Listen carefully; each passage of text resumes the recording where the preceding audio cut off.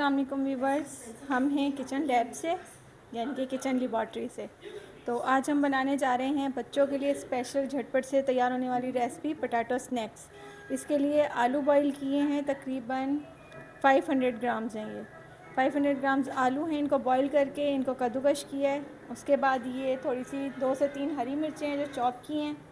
اس میں یہ ہے کالی مرچیں کٹی ہوئی، سفید مرچیں کٹی ہوئی، اجوائن اور زیرہ۔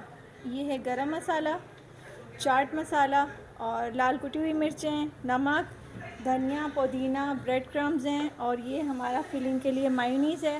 اور مایونیز میں چٹنی بنا کر ڈالنے کے لیے اس میں ہے پودینہ، دھنیا، ہری مرچیں اور زیرہ۔